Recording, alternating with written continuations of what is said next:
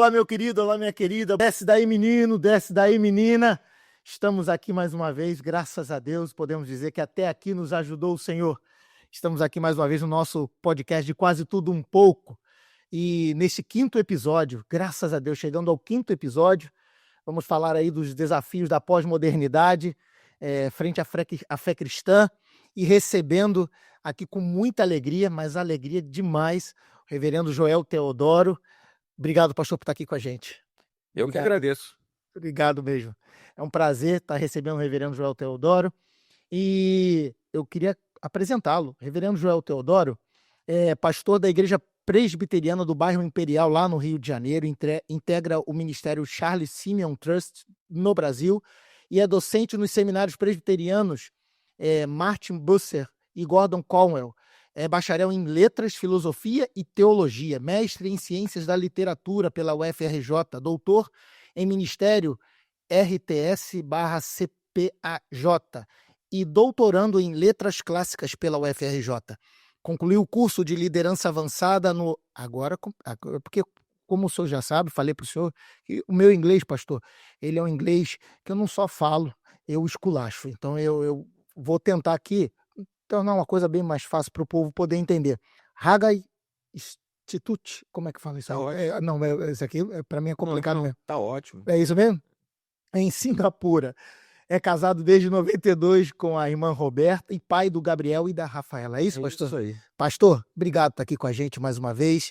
E aí, já conhece Rio das Ostras, né? Já tinha vindo aqui umas 2 ou 3 vezes, Sim, mas sempre é muito bom. Cada vez que eu venho, acho mais bacana. legal. E tô aí desde ontem, sexta-feira, fico até amanhã de manhã aqui com vocês. Bênção. Eu sabendo que o pastor ia estar por aqui, o pastor está participando, né?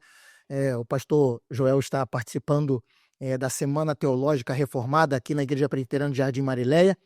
E quando eu soube que ele estaria por aqui, eu falei, poxa, irmão Roberto, porque o irmão Roberto Mamute, presbítero da nossa igreja, estava em contato com o reverendo Joel Teodoro. Eu falei, pô, faz um meio de campo aí, vê se ele pode dar uma chegadinha lá no nosso podcast, bater um papo com a gente. Aí o irmão Roberto prontamente entrou em contato e prontamente o pastor atendeu o nosso pedido. Obrigado por estar aqui com a gente. Valeu pela força com o nosso podcast. É uma Ore, alegria. ore por nós. Tá ótimo. Com prazer. É uma alegria estar aqui com vocês. Legal. Pastor, vamos tentar falar um pouquinho desse tema tão desafiador, né?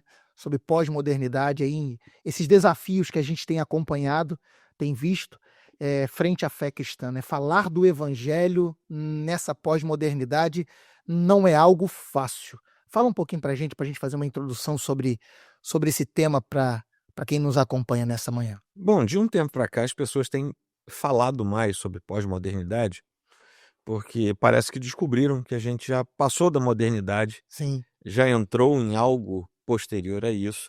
E é claro, a igreja do Senhor, ela precisa reconhecer e entender onde é que ela está, em que momento da história ela vive, sim. para poder ela falar direito, de tal forma que seja compreendida. Fiel a essas escrituras. A mensagem é a mesma, Sim, né, a mesma de sempre, a mensagem da cruz, sim, da morte, da ressurreição do Senhor, só que tem que falar de tal maneira que as pessoas consigam entender. Isso não é ainda a gente falando da ação do Espírito Santo, sim, mas é da cognição humana. sim. A gente falar de tal forma que as pessoas entendam. Então, a gente precisa dessa compreensão ampla. E a pós-modernidade ou a hipermodernidade, né, aí depende de qual seja o viés acadêmico que se acolha para estudar, Sim. mas de qualquer jeito é alguma coisa que ultrapassou os limites da modernidade. Então, é exatamente onde a gente está.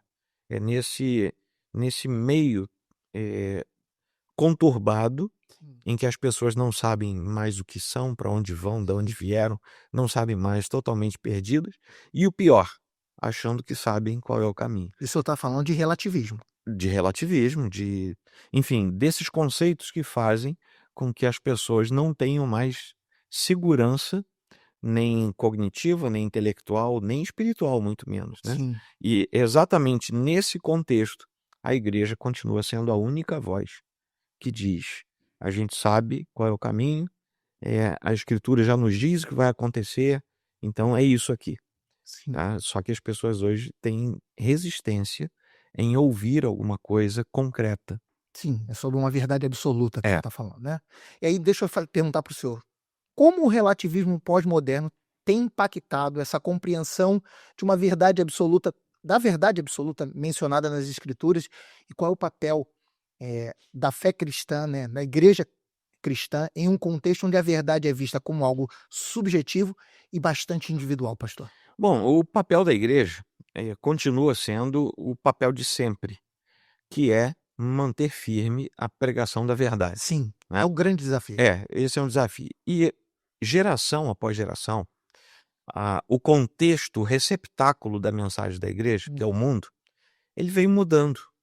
Então, o mundo do primeiro século era um, o mundo do quinto século era outro. Uhum. O mundo do final dos grandes concílios ecumênicos, que foi Calcedônia, Sim, em 400 e poucos depois de Cristo, era outro, né, ali no meião do século V. Quando a gente chega ao século XI, século XII, mudou tudo. Quando a gente chega ao final da Idade Média, começo da Idade Moderna, que é a virada do século XV para o XVI, muda tudo. Mas a pregação da igreja, ela não muda. O que acontece hoje é que, por incrível que pareça, nós estamos mergulhados neste tempo e a gente acha que não tem mais esperança, sim, né? A gente, como com um olhar cristão, a gente fala, puxa, acabou, sabe? O mundo não tem mais jeito. Mas todas as gerações da igreja nesses 2000 e poucos anos enfrentaram a mesma coisa, sim, porque os dilemas de cada tempo são o grande desafio para a pregação do evangelho. sim, Então, qual é o nosso papel?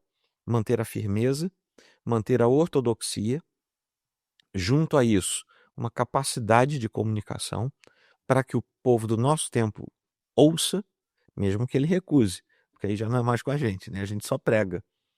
E não permitir de jeito nenhum que as coisas deste século, para usar uma linguagem paulina, venham a entrar no contexto da fé o cristã. senhor está falando então de influenciar o mundo e não permitir que ele nos influencie, é isso? Exatamente, é. A igreja, ela tem que ser igreja até o final, até Cristo nos levar, Sim, né? Eh, mas o mundo vai tentar o tempo todo influenciar. sim. E o que nós vemos, num panorama, genérico Uhum, da igreja, uhum. desse grande mundo que a gente chama de igreja evangélica, né, que é um colorido, muito colorido, né, nesse grande universo, Sim, a gente já vê muita coisa do mundo que entrou na igreja. sim. Algumas delas são, a gente poderia dizer: "Puxa, mas isso é só um maneirismo, uma questão cultural do nosso tempo", mas outras não, são conceituais mesmo. Eu louvo a Deus pela sua vida, porque eu já pude experimentar um pouquinho do que o senhor já está falando lá na nossa semana da teológica da fé reformada em nossa igreja. Mas o que que eu estou querendo dizer com isso, pastor? É que porque falar mal hoje é muito bom. É gostoso, faz uma cosquinha gostosa. Mas o senhor não só está apontando, o senhor não está falando mal, mas o senhor está apontando os fatos reais do passar dos séculos. E a gente precisa compreender bem essas questões, como ontem mesmo o senhor falava sobre essa questão de como as pessoas estão se vendo hoje. E a igreja precisa, de alguma forma, ver essas pessoas com amor, com misericórdia, mas, de alguma forma, influenciá-las a uma novidade de vida. Sim. E aí, esse é o grande desafio da igreja, porque ela não, no meu entendimento, ela vê essas questões, mas ela tem, vamos assim dizer, para manter a pessoa ali, ela vai cedendo, ela vai abrindo algumas questões que para nós são pontuais, que não são negociáveis, e isso tem sido ruim para a igreja de uma forma geral. Tem, isso esfacela a não só a linguagem, como a própria essência da igreja. Sim, E aí, nós como protestantes, nós entendemos a igreja como, tendo 2 aspectos. sim, Uma igreja que é invisível, que é perfeita, sem mácula, essa aí é a noiva de Cristo a que vai noiva de estar no céu. Cristo. Ok. Essa igreja não nos preocupa, porque ela é perfeita, ela Sim, será perfeita, sim, porque ela é assim, a sua sim, constituição é assim. No entanto, hoje, nós temos aquilo que nós chamamos de igreja visível, que são as igrejas locais, as denominações. Nessas igrejas nós temos preocupações, sim, porque ali é onde a Escritura adverte que lado a lado estão o joio e o trigo. Sim, verdade. Então ali nós podemos ter problemas. Dali sai uma parcela significativa que vai para a igreja invisível. Sim, Mas enquanto nós estamos lidando ali, e engraçado que Cristo não nos deu a competência de separar o joio do trigo. Então a gente precisa conviver com isso. Mas conviver com ambos não quer dizer ceder para o joio. certo. Quer dizer defender o trigo. Sim, Então, enquanto a gente está ali, a gente precisa cuidar, pastorear, regar, podar para que o trigo cresça bem, verdade. né? Mesmo que o joio esteja ao lado. É um desafio, né, pastor? É um um grande desafio grande. porque a gente vê pessoas querendo números, a gente vê pastores, né, igrejas querendo números e não qualidade, né, nesses números. Uhum. E, e acabou a gente tá descambando para um mercado, né? Se a gente continuar dessa forma, não descambando, já está um mercado, Já está. já Já está um está. mercado. Já existe o que se chama de mercado gospel, Verdade. né? Que aí você envolve uma série de coisas que vão da expressão artística, né? Músicas, encenações, tal, até a própria forma de expressão no que seria uma pregação, né? Sim. Que já também muitas vezes perde as suas características mais básicas, né? Ok, ok. Pastor, deixa eu fazer uma outra pergunta para o senhor. De que maneira o senhor vê a questão do individualismo, né, dentro dessa pós-modernidade, na pós-modernidade, como ela tem afetado a construção de uma comunidade de fé e como a igreja pode oferecer um espaço autêntico, acolhedor para aqueles que buscam pertencimento e identidade? O que acontece é que, por conta desse movimento, que nós chegamos a chamar ou de pós ou de hipermodernidade, Uhum. o ser humano, ele se percebe hoje como sendo solitário, Sim, mas ele não consegue notar essa solidão como uma espécie de algo positivo, como se fosse uma solitude proposital. sim. Não, eu vou ficar aqui, vou meditar, quero ficar sozinho. Não é isso. Ele não enxerga isso. Não enxerga. É alguém que, estando no meio de milhões, ele continua só. Aliás, isso é algo que acompanha a humanidade de muito tempo. Só que hoje isso Engraçado, eu achava que isso era uma coisa mais não, contemporânea. isso já acontece há muito tempo. Mas o que acontece hoje é que isso se tornou não apenas mais conhecido, como em alguns casos desejado. Ou seja, eu prefiro estar assim.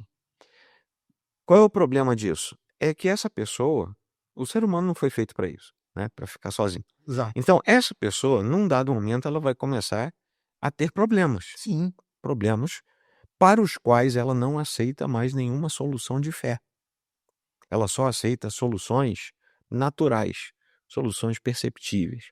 Então essa pessoa talvez ela comece com terapias alternativas, ela vai procurando. sim. Ah, algumas dessas terapias, principalmente as alternativas, vão exigir uma grande dose de fé. Mas o problema é que ela não quer mais a fé dos seus pais, Sim, a fé da história, da sua comunidade. Ela das não quer, metas-narrativas, é isso que o ela senhor está não quer falando. mais isso. Aham. Ela quer algo que seja novidoso, mas ao mesmo tempo aprazível. E por que isso? Porque toda forma de reflexão sobre o estado natural do ser humano Uhum.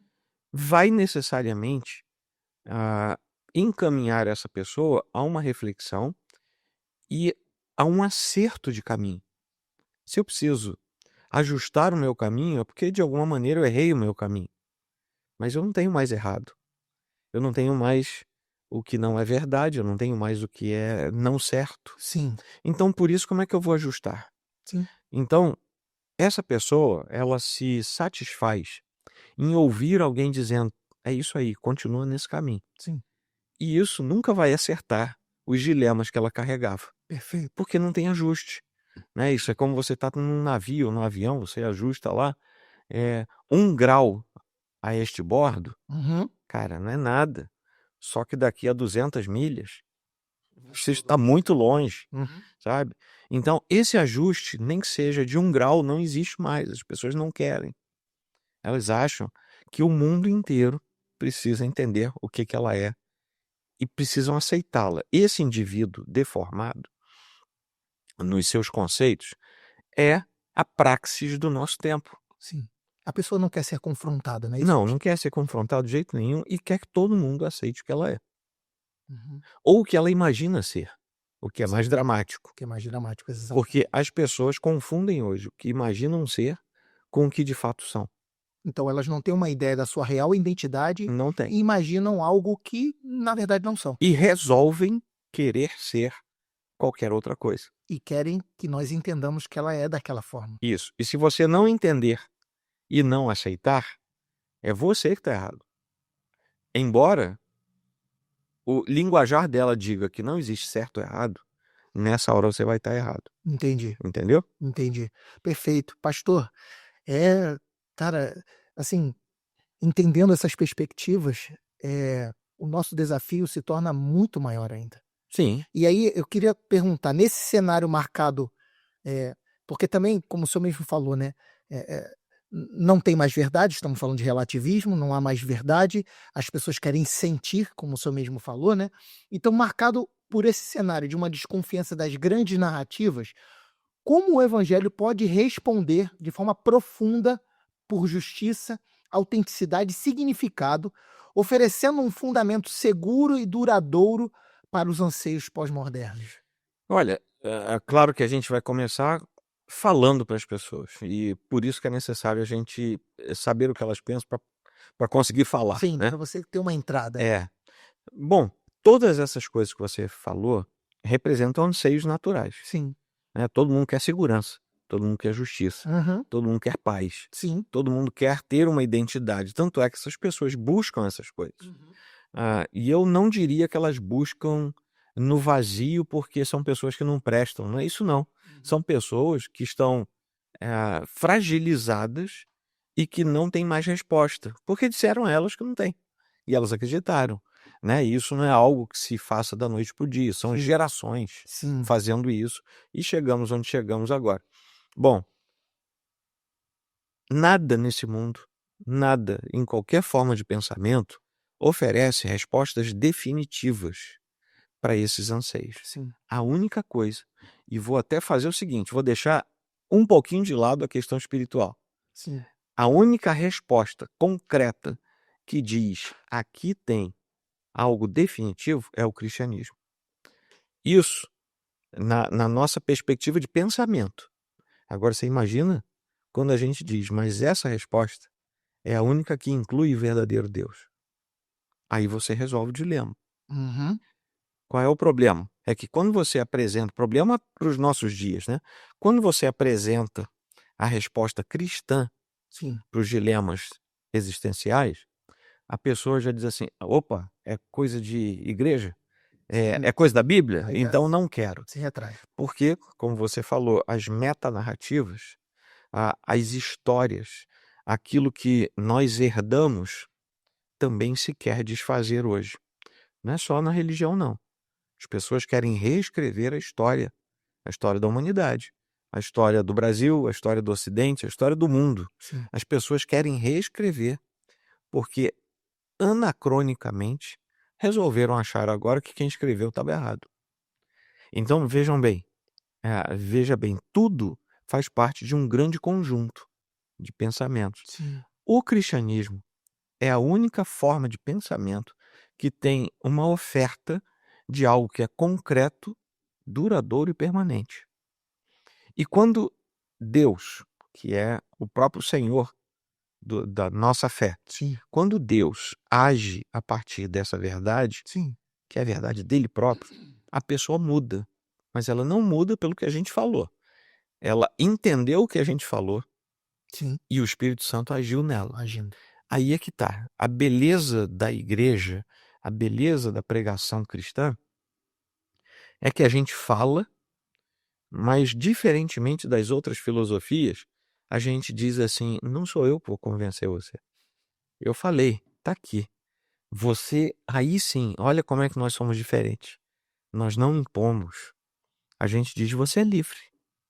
A partir de agora você é livre. Resolva esse dilema só com Deus, não é mais comigo.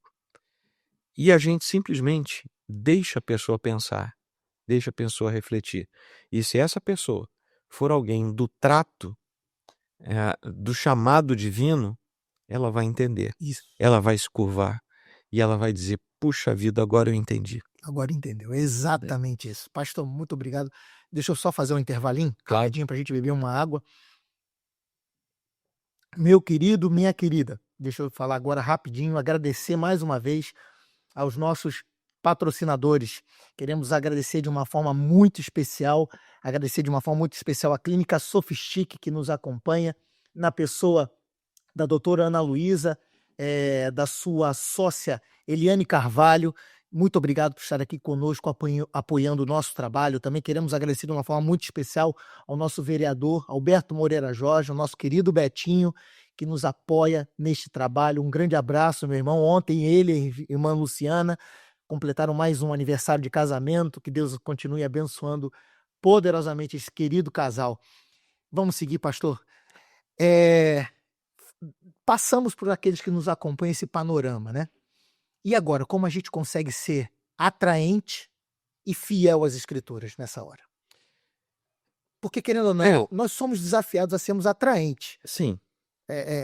A gente precisa se reinventar, né? Entendendo essas perspectivas que o senhor já apresentou, a gente precisa ser atraente em cima disso. Como é que a gente faz? Bom, primeiro a gente precisa ser moldado de tal maneira que a gente consiga se expressar. Sim. Um dos pecados daquele grande universo evangélico que eu falei ainda há pouco é que ele achava que ele não precisava crescer intelectualmente, ele não precisava. Então bastava que ele falasse a verdade, que a verdade por si própria já encontraria o caminho. Eu não estou falando caminho espiritual, Sim. estou falando o caminho da compreensão humana. Sim. Aí a gente já sabe que nem sempre é assim. Há pessoas que têm mais dificuldade e há pessoas que são moldadas para não quererem receber a mensagem cristã. Então, essa é uma verdade também. Sim. A nossa atratividade como igreja de Cristo não reside tanto no nosso formato, mas naquilo que a gente fala. Por que isso? Porque o anseio do vazio existencial, ele é resolvido com um preenchimento existencial. Uhum. Então, por exemplo, às vezes as pessoas falam: se eu tiver uma igreja muito moderna, contemporânea, tal, vou atrair. Aí o outro diz: não, mas você tem que ter uma igreja clássica. Afinal de contas, as pessoas estão cansadas de tudo isso muito moderno. Sim. As duas coisas podem ser verdadeiras, no sentido de que há pessoas que gostam mais de um jeito, outras que gostam mais do outro. Normal. Qual é o grande lance disso? É que numa realidade, numa igreja muito contemporânea, numa igreja muito clássica, a palavra tem que ser a mesma. A pregação tem que ser a mesma. Ok. Cristo é o mesmo, a cruz é a mesma, a morte é a mesma, a ressurreição é a mesma. Ok. Se isso for, é isso que atrai. Você está falando de fidelidade, existe Fidelidade, porque é isso que atrai. Veja bem, as pessoas, elas já têm tudo à mão. Sim. Elas só não têm a verdade. Uhum. Quando a gente oferece a verdade, isso resolve algo que está dentro do coração delas. Sim. Então, é isso. A grande estratégia da igreja é a mesma de sempre. Ser fiel à Escritura, ser fiel ao Deus da Bíblia. De resto, sabe, podemos ser mais simpáticos, podemos ter estratégias para nos tornarmos mais conhecidos. Isso tudo é lícito, sabe? Isso tudo é bacana. Uhum. Agora, o que vai fazer diferença mesmo é quem você ofereceu ao mundo. O que você ofereceu ao mundo. E isso é mensagem da Escritura. Perfeito. É isso. Perfeito. Tem tudo a ver aqui com o que a gente está falando.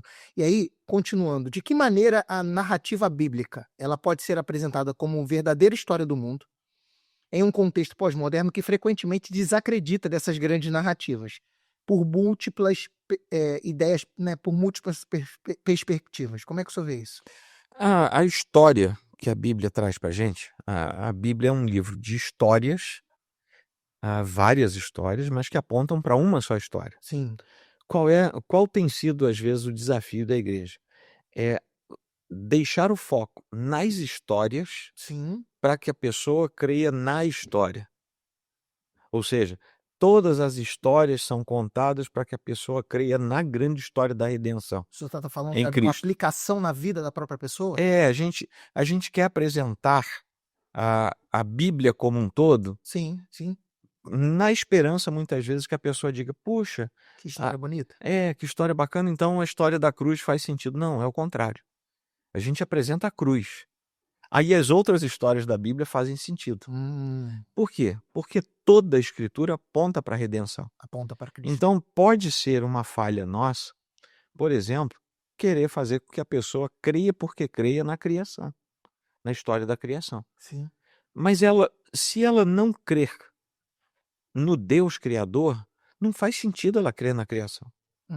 Entendeu? Entendi. Então, os personagens precisam ser legítimos na compreensão daquela pessoa. Não existe nada melhor do que dizer para essa pessoa apenas aqueles 4 estágios, né?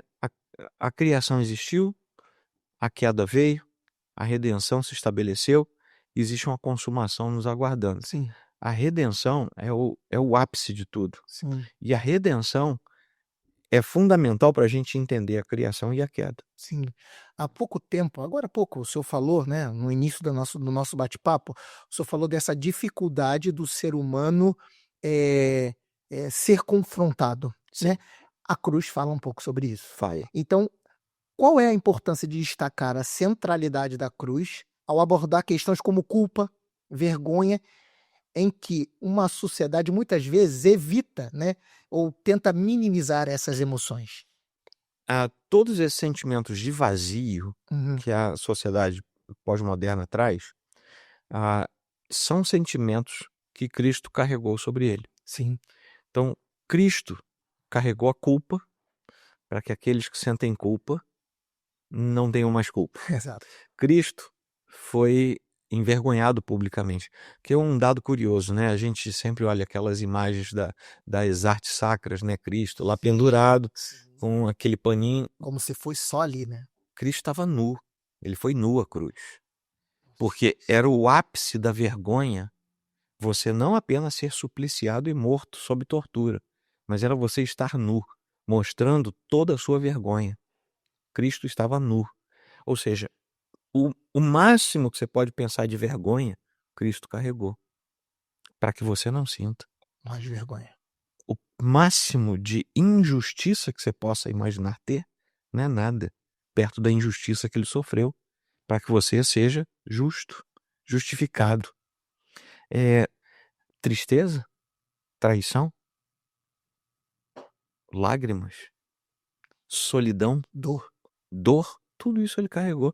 E tudo isso que eu falei por último agora é só na noite que antecedeu a prisão, só no jardim. Ele foi traído, ele chorou amargamente, ele pediu ao Pai: será que dá para passar esse cálice? Sabe? Mas que a tua vontade seja feita. Ali ele sentiu só.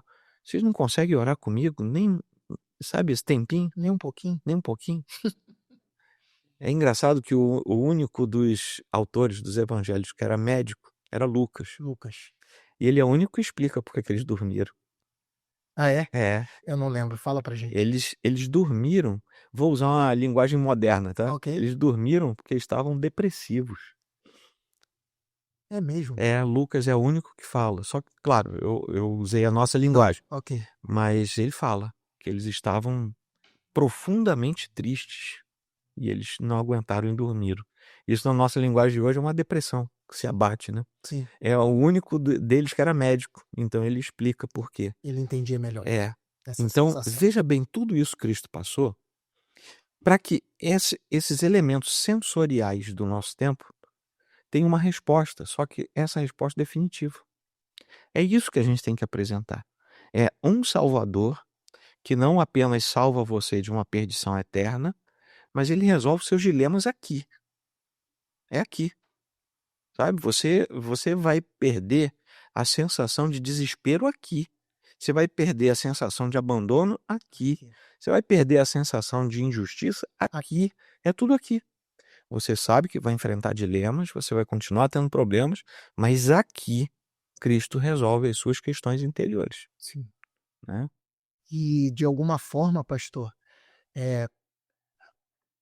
entendendo entendendo essas questões que o senhor acabou de falar, né, daquilo que Cristo fez para, porque nada que ele fez não tinha algo a nos ensinar, a nos mostrar, né? Como o senhor me falou de culpa, dor, de vergonha, enfim, disso que o senhor acabou de falar, daquilo que ele sofreu, né, antecedendo a sua morte, isso vem trazer para a gente um consolo, vem trazer para a gente respostas.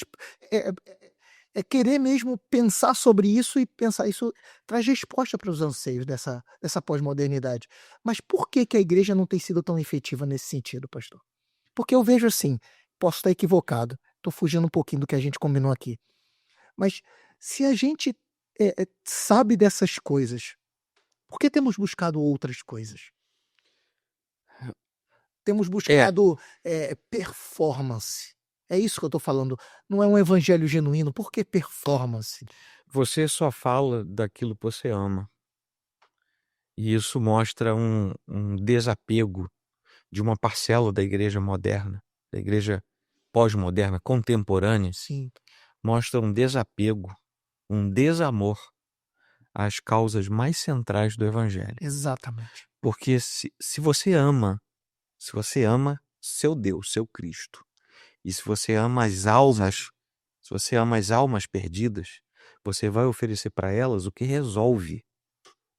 Você não vai oferecer o que elas querem, você vai oferecer o que resolve. É, E qual tem sido um dos maiores pecados da igreja do nosso tempo?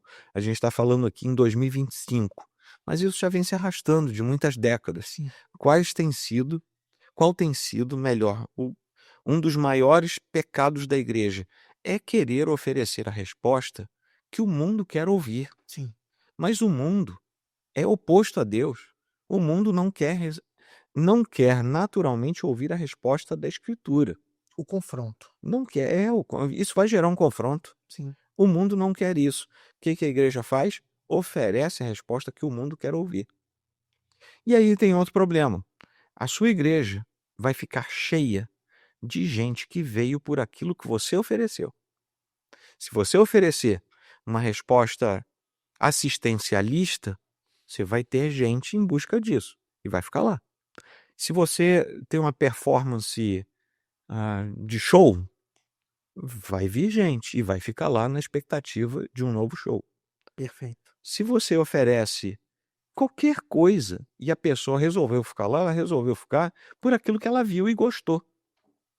A performance. A performance. Se você oferece o evangelho genuíno, é quase certo que a sua igreja vai demorar um pouquinho mais. Tá? Exatamente por essa negação que o mundo tem. Sim, Mas as pessoas vão ficar por causa do evangelho genuíno.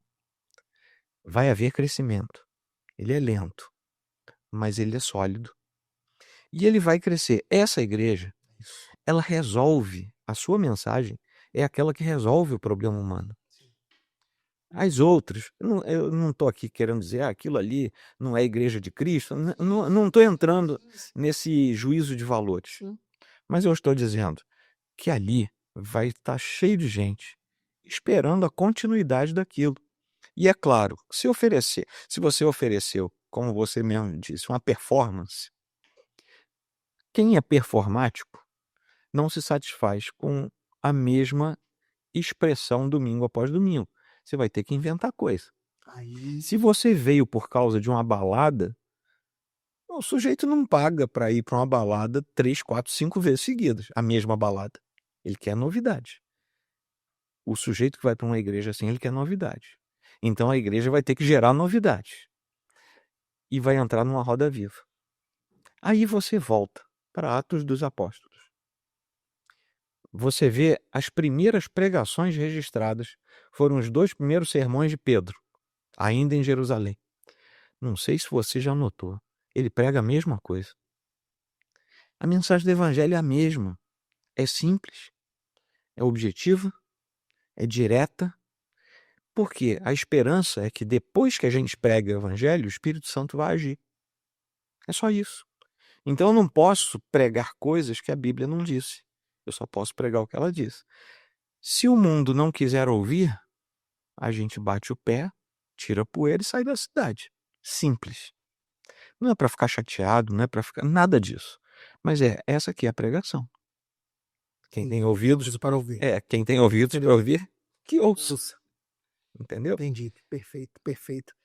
Então, dentro dessa perspectiva, né, pastor, desafiadora, como é que a gente pode ver como a vida em comunidade, né, porque é um desafio, né, passar para essas pessoas que a vida em comunidade pode ser uma resposta concreta ao individualismo pós-moderno, oferecendo como é que a gente pode fazer isso, né, oferecendo um testemunho de unidade e acolhimento que atraia a outros para a fé cristã. Como é que a gente pode ver isso? Vou voltar lá para o primeiro século, primeiro, segundo século. Primeiro nem tanto, mas a partir do segundo século, existem registros extra-bíblicos Aham. de gente sem entender direito o que era a igreja cristã, no Uhum. seu começo. Sim. Por quê? O cristão, ele era... havia ondas de perseguição, né?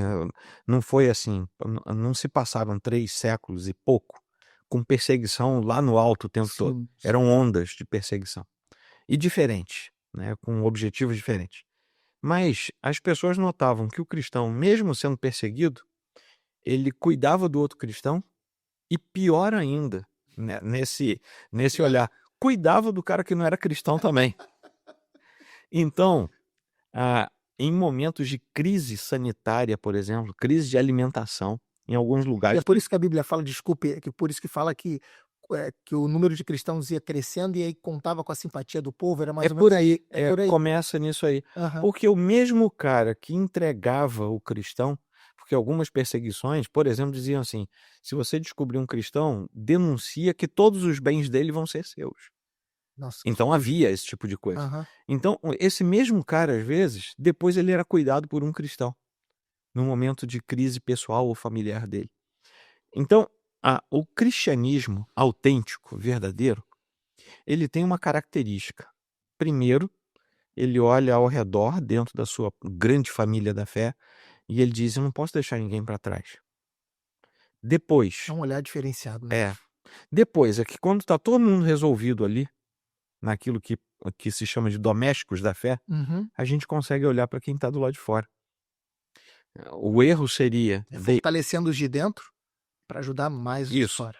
Então, por exemplo, a nossa família, a nossa igreja aqui, a nossa família, Uhum. comunidade da fé, Uhum. ela já está suprida, está todo mundo, sabe, equilibrado, está um ajudando o outro, sabe, oferecendo a destra da comunhão, Uhum. abraçando. Tá. Então, o que a gente pode fazer agora? Pô, vamos ver aqui na nossa rua se tem alguém precisando. Uhum. Vamos ver aqui no bairro. Vamos abrir a porta. E isso tudo faz diferença. O que a gente não pode é entrar por um caminho de assistencialismo. Mas assistir as pessoas que precisam é parte do dever cristão. Faz parte. Faz parte. Primeiro os de casa, em seguida os de fora. A gente também não pode inverter isso, porque o Novo Testamento é muito claro. Primeiro os domésticos da fé. Sim. Isso é um privilégio, né? A gente tem que encarar como um privilégio. Sim. Eu não sou cristão e não sou membro desta igreja por causa disso. Mas uma vez que eu sou, é um privilégio meu saber que os meus irmãos vão cuidar de mim também. E eu vou cuidar dos meus irmãos. É um olhar completamente oposto do que o mundo oferece. E aí... Você sai do egoísmo, né? Sai. E olha de uma forma mais panorâmica para quem está à sua volta, né? Olha para quem está mais perto de você. Olha, o indivíduo, nós herdamos uma concepção de indivíduo, tanto do pensamento grego quanto do pensamento romano, Sim. em que o indivíduo não valia nada. O que valia era a estrutura externa. Então, veja bem, entre os gregos, o importante era a polis, era a cidade-estado. Cidade. Uhum. O indivíduo, ele era uma peça da polis. Uhum. Olha, você foi condenado, toma esse copo de veneno, você não é mais útil à polis. O cara ia lá e bebia, morria. Porque a polis valia mais. Sim. Tá? Quando chegamos a Roma, o Império Romano, aquela ideia de cidades e estados já tinha acabado. Desde Alexandre o Grande. Quando ele desce da Macedônia, ele modifica a cidade das polei gregas e transforma aquilo num grande império. Foi o maior império em extensão, um dos maiores que a gente tem em noção e conhecimento. Beleza. chegamos ao Império Romano. Essa ideia do indivíduo já estava um pouquinho modificada, mas o indivíduo ainda existia por causa de Roma. Uhum. Nós temos um problema na história, Sim. que veio um Deus que se encarnou. No meio desse burburinho, ele se encarna. E ele pertencia a um povo cujos indivíduos tinham uma aliança individual com o seu Deus, Yahvé, que veio lá de trás, desde Abraão. Sim. Beleza. Só que agora precisava se interpretar como é que isso funcionava. Sim. Tá ótimo. Nós tivemos o Concílio de Jerusalém, os apóstolos ainda vivos, mas depois nós tivemos 4 outros concílios. E precisava se chegar à noção exata do que era uma pessoa. Uhum. Por quê? Porque não estava batendo o que a Grécia dizia, o que a Roma dizia, o que Roma dizia, com o que o cristianismo Dizer, né? parecia estar querendo dizer, porque está todo mundo no começo, não está entendendo bem. Entendi. O que eles vão dizer, o que eles vão acertar, se reúnem em alguns concílios, até que a gente chega ali no meio do século IV, Uhum. começo do século IV, e consegue definir o que é a doutrina da Trindade. Sim. A doutrina da Trindade, em tese, diz, num resumão, diz, são 3 pessoas com uma só essência. 3 pessoas. Eu preciso definir o que é uma pessoa, que não é nem a pessoa de Roma, nem a de Grécia. Beleza. Passa um tempo, aí eu chego ao Concílio de Calcedônia, século V. E ali eu tenho um outro dilema, que fazia parte já de debates muito profundos. Quem é Jesus Cristo? Porque se eu tenho uma trindade, 3 pessoas e uma essência, Sim. agora eu tenho uma pessoa com 2 naturezas. É o contrário. E eu preciso entender o que negócio é esse de pessoa. Porque agora deu nó. Agora inverteu. Como é que eu resolvo isso? Sem dúvida. Foi exatamente a definição da Trindade e a definição da Cristologia que mudaram o conceito de indivíduo na sociedade toda.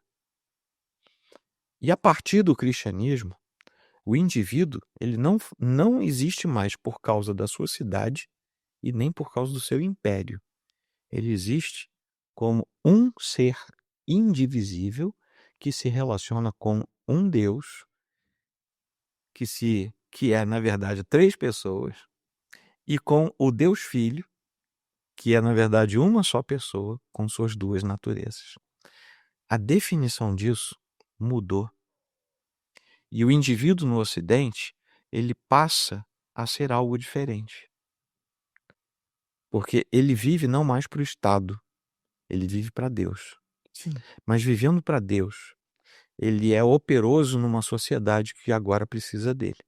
A sociedade não depende mais dele e ele não depende mais do Estado, mas ele vive para o bem dessa comunidade. Uhum. Beleza.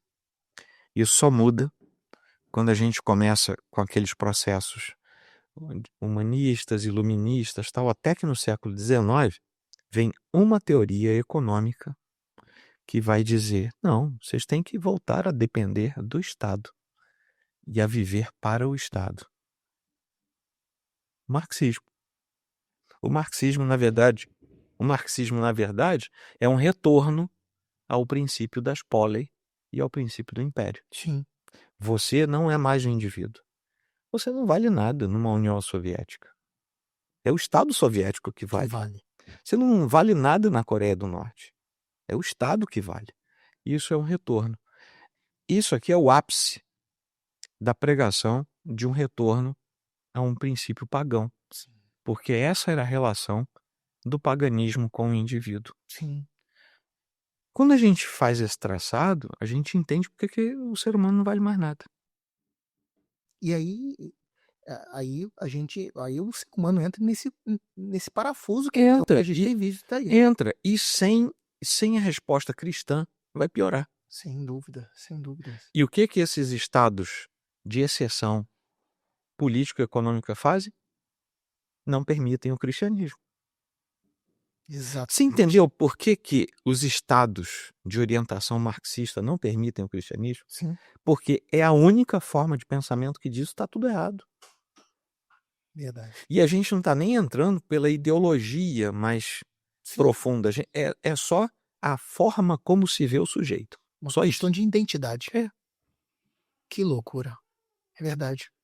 Maravilha. E aí eu queria agora, pastor, já caminhando para o fim. Caminhando para o fim. Papo bom, né, Mateuzinho? Papo legal, né? A gente está caminhando para o fim, pastor.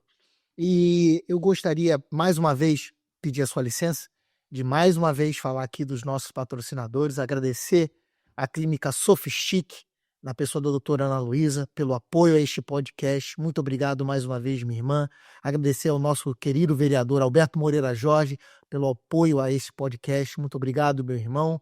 Queremos também, de uma forma, agora queremos falar com você o seguinte: se você deseja falar aqui, né, expor aqui a sua marca, divulgar aqui a sua marca, divulgar aqui o seu serviço, a sua empresa, olha, estamos aí à disposição. Chama a gente, conversa com a gente e a gente, nos nossos episódios aqui, divulga a sua marca, fala da sua marca, divulga o seu trabalho, divulga aí a sua empresa. Estamos abertos aí, estamos à sua disposição.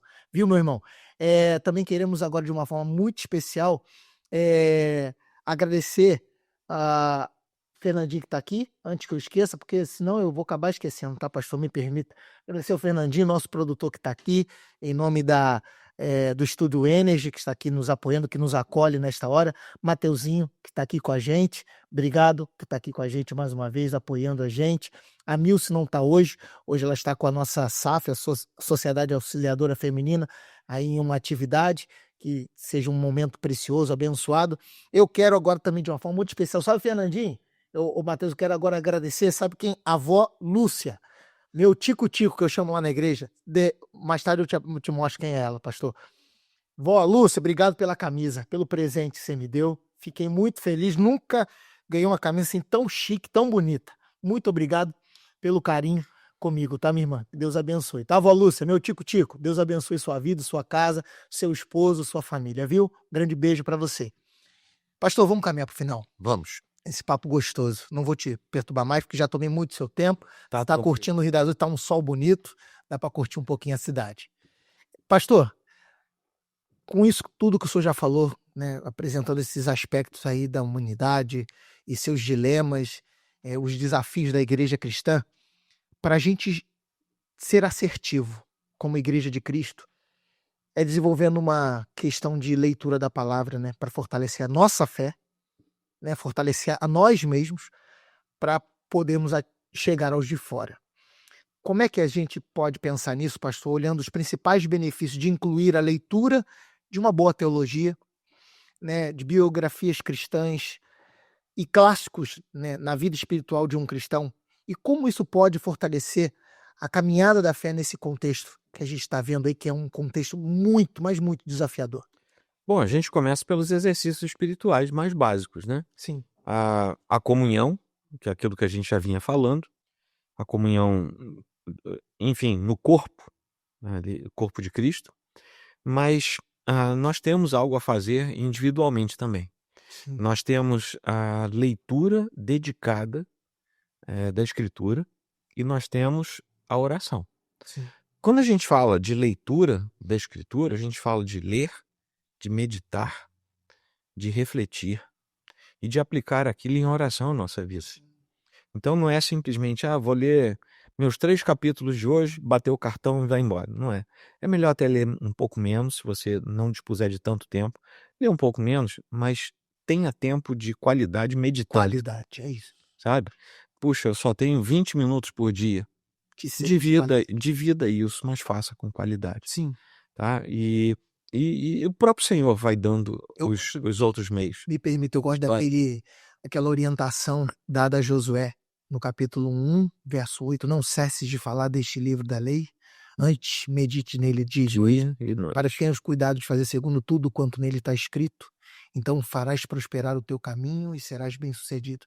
É por aí a ideia? É por aí. É manter firme. A nossa firmeza está naquilo que Deus nos deu. Não está em nada que a gente possa fazer no sentido de extrair de nós próprios, Sim, né? A gente recebe de Deus e se apoia sobre aquilo. sim. A nossa oração precisa ser uma oração que nos leve a Deus. Não é uma oração de pedintes.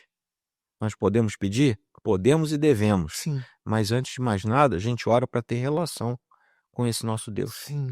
E isso às vezes falha, né, Falha na sim, nossa vida. falha sim. A gente já dobra o joelho, já senta num canto para orar, já com a listinha de pedidos, não é? E não é assim, é a gente que É precisa. uma questão de relacional, né? É, sabe? Então a escritura está aí para isso, a oração está aí para isso.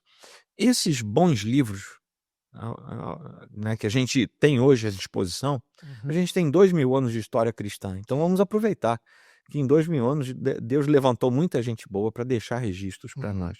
Quando a gente lê as biografias, a gente sabe que muita gente boa, gente que a gente sabe que foi bem melhor do que a gente nessa vida, né, Sem na dúvida. caminhada, Sem dúvida. passou por coisas às vezes bem piores que a gente. Sim, E Deus deu vitória. Então isso anima muito a gente. graças a Deus. A gente vê gente que foi transformada, isso anima a gente. Então as biografias de grandes servos de Deus são muito importantes para nos alimentarem, nos animarem na caminhada. Os bons livros de teologia, os bons livros de histórias, nós temos literatura com fundo cristão, nós temos literatura que você pode ler, tem romance escrito por gente que é cristã. Sim, Então, puxa vida, eu queria uma leitura de lazer, eu não queria uma leitura técnica sim, na área. Meu irmão, você encontra, sabe? Você encontra literatura não cristã que consegue apontar para coisas muito boas, né? Você pode ler boa literatura clássica, porque isso ajuda você também a ampliar as suas perspectivas acadêmicas, mas acima de tudo a sua capacidade de refletir. Dentro da literatura cristã, propriamente dita, você tem um espectro muito largo. Você tem desde livros que vão ensinar você a lidar com problemas familiares, sim, até problemas eclesiásticos mais profundos. sim. Tudo, você tem isso à disposição. Mas, rapaz, eu não sei como é que eu chego a uns bons livros. É para isso que você está numa igreja boa. Exato. Você conversa com o seu pastor, seus presbíteros, os irmãos mais idôneos. Rapaz, estou precisando de um livro, sabe, para uma determinada área da minha vida. Sim, Você tem alguma indicação? Alguém vai ter. alguém sempre tem. Sempre tem. Vai lá, veja, faça uma boa seleção. Bons autores, boas editoras, boa teologia, e aquilo vai fazer você se sentir melhor e crescendo na presença de Deus. Mas, acima de tudo, Bíblia, meditação e joelho no chão. Oração. É isso. Essa semana eu tive conversando com o Ministério de Louvor um pouco sobre isso. Uma vida de consagração. Aham. Os desafios são enormes em variadas escalas, em variadas áreas da vida. E para vencer isso, pastor, não adianta só domingo na igreja. Não adianta só ir ao culto e escola dominical. Claro, importante, é bom, é salutar. Mas e os outros dias da semana? Essa meditação que o senhor está falando, ela se dá nesses 20 minutos que às vezes você tem antes de começar a trabalhar. Isso. É fortalecimento da sua fé, para você encarar as demandas que estão aí fora, que são extremamente desafiadoras. E nesse sentido, pastor, terminando, antes do senhor terminar, fala pra gente, o senhor também tem um podcast, não é isso? Tem Um sim. Fala aí, apresenta o seu podcast, suas redes sociais, fala aí pro povo aí, para te acompanhar, porque eu tenho certeza que muitas pessoas vão acompanhar o senhor aí, gostaram desse papo, e eu tenho certeza disso. Apresenta aí suas redes sociais aí. Tá ótimo, obrigado. Bom, nas redes sociais, principalmente Instagram e Facebook, você me acha lá como Joel Teodoro. Joel Teodoro com TH. Beleza. Então bota lá que você me acha. Eu sou pastor da Igreja Presbiteriana do Bairro Imperial. Então ali, IP Bairro Imperial, você também acha alguma coisa da gente. Ok. E a gente tem esse podcast que é o Café e Barba. Café e Barba. Então, Sou eu e o reverendo Alan Cioli.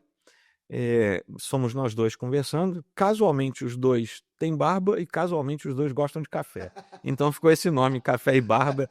Mas não é só para meninos, não. É para todo mundo. Para todo Pra mundo. todo mundo. Legal. Tá, então é isso aí. Acha a Então gente. procura lá no YouTube Café e Barba, no Instagram também. Instagram também, Café e Barba. Ok, Tá? Acha a gente lá. legal. E segue os nossos irmãos Vai aí. ser um prazer. Legal. Pastor, mediante tudo que a gente conversou, quais seriam as suas considerações finais? Fala aqui na câmera 1, aqui tem câmera 1, câmera 2, câmera 3, o negócio é chique. É, aqui, o bacana negócio demais bacana aqui. demais. Pastor, câmera 1 é sua? Olha, você que é cristão, você que é filho de Deus, entenda que tudo isso aí pode assustar um pouco. Mas em todas as gerações, a Igreja de Cristo precisou lutar contra o que estava ao seu redor. E a igreja que é vencedora é aquela que, lutando contra as coisas deste mundo, permaneceu de pé por causa da fé. Então, é isso que a gente tem que fazer hoje. A gente pode ser simples, pode ser mais ilustrado, pode ser o que for. Pode ser mais contemporâneo ou mais clássico na sua forma, pode ser como for. Mas uma coisa não pode mudar, é a centralidade de Cristo. Se isso mudar, aí a gente afunda, a gente naufraga. Tantas igrejas, tantas denominações já naufragaram. Que a gente não seja uma delas, que o Senhor nos mantenha de pé. E a gente vai chegar ao final. A Igreja de Cristo é vencedora, né? O que a gente precisa entender é que a gente pode fazer parte dessa vitória em Cristo Jesus. É por aí. É isso. Meu irmão, minha irmã, você que está aqui com a gente, não falei no início porque é o nervosismo da situação aqui, né? Desse bate-papo tão especial com o reverendo Joel Teodoro. Vai lá nas nossas redes sociais, vai lá no nosso YouTube, aí no YouTube mesmo, ative o sininho, se inscreva no nosso canal, mande para os seus amigos, mande para os seus familiares, conhecidos, divulga o nosso trabalho, ajuda o nosso irmão. Pastor Joel, muito obrigado mais uma vez por estar aqui conosco. Manda um abraço para a irmã Roberta, sua esposa, os filhos, um abraço, a igreja, manda um abraço.